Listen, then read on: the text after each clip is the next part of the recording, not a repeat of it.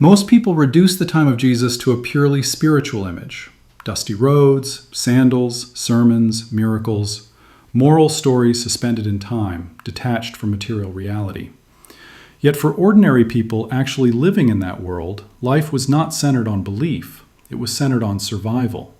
More precisely, on how fragile survival had become. The era into which Jesus was born was shaped not primarily by theology, but by one of the harshest and most unequal economic systems the ancient world had ever produced. Inequality was not a side effect of that system, it was its operating principle. At the beginning of the first century, Judea stood on the margins of the Roman Empire. Rome did not build the greatest integration project in history. It built the most efficient extraction system the world had known. Conquered territories did not exist to be included, they existed to supply the center. Grain, silver, labor, and taxes flowed from the edges of the empire toward Rome.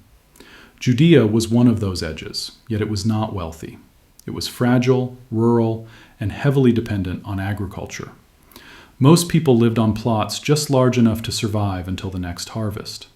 A drought, a hailstorm, or rain at the wrong moment did not mean financial loss. It meant hunger.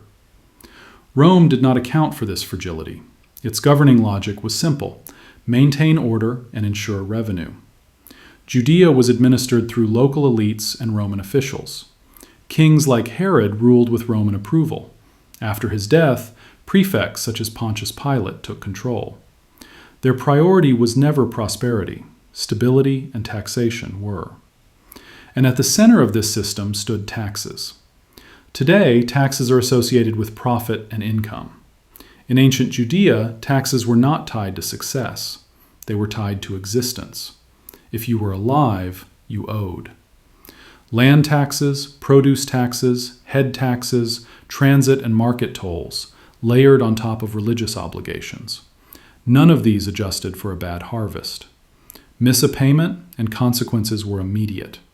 There was no appeals process, no protective legislation. Tax collection was outsourced. Tax farmers paid Rome up front, then recovered their investment by extracting as much as possible from the population. Fairness was not the goal. Pressure was the model. Those who could not pay had one option: debt. And debt was nearly unavoidable. But this was not modern debt. There was no bankruptcy, no restructuring, no safety valve. Interest accumulated rapidly, and land was usually the collateral. A single failed year could condemn a family to generations of poverty. A farmer planted crops, weather turned, harvest failed, taxes remained due. Borrowing followed, often from wealthy landowners or temple-connected elites. Debt lingered, interest grew, and eventually the land changed hands. Former owners became tenants on their own soil or disappeared entirely. This was not accidental, it was systemic. Over time, small holdings gave way to large estates.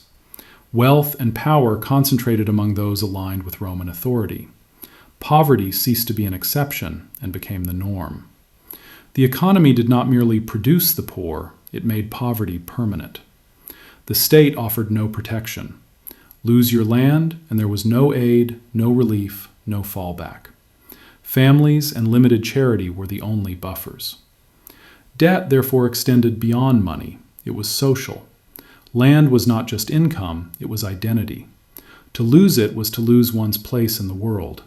A family's future could be erased by a single missed obligation. This was the world Jesus entered. People were not poor because of moral failure, but because the system required them to be. Rome demanded surplus. Elites demanded rent. The temple demanded revenue. And the burden fell on those with the least margin for error. Such pressure inevitably produced unrest. Judea was tense, not peaceful. Small revolts, banditry, and messianic movements emerged, not as crimes of greed, but as expressions of desperation. When people heard talk of debt forgiveness, liberation, and justice, they did not hear metaphors. They heard the possibility of survival. The poor were not abstract figures. They were the audience itself. The Roman system was efficient, but not humane. Productivity did not bring security. Growth did not rescue the majority. People worked harder only to fall further behind. No one believed the system was fair. They endured it. And in such conditions, hope became dangerous, because hope suggested the system was not final. By the time Jesus began to speak publicly, this pressure was already unbearable. These conditions were not background scenery, they were the engine of the story. And to understand that engine, one must look to the temple. The temple was not merely a religious site. It was the most powerful economic institution in the region. It functioned as a treasury, a bank, and a court. Religious obligation and financial extraction were inseparable. Every adult male was required to pay the temple tax, and it had to be paid in a specific silver coin. Money changers and sacrifice vendors profited from this requirement. Religious duty did not replace Roman taxation, it compounded it. And temple elites operated in close alignment with Rome. High priests were appointed politically, not spiritually. Order mattered more than justice. This created a deep contradiction. An institution claiming moral authority benefited from the very system that impoverished the population. People did not abandon faith, they recognized hypocrisy. Jesus did not stand outside this structure, he confronted it from within. When he spoke of debt, poverty, and the kingdom of God, people heard an alternative moral logic. The overturning of the money changers' tables was therefore not a ritual protest, it was an economic confrontation. Rome could tolerate teachers and prophets, it could not tolerate instability. What Jesus threatened was not tax rates, but legitimacy. Once people stopped accepting suffering as inevitable, extraction became harder to enforce. What followed was repression.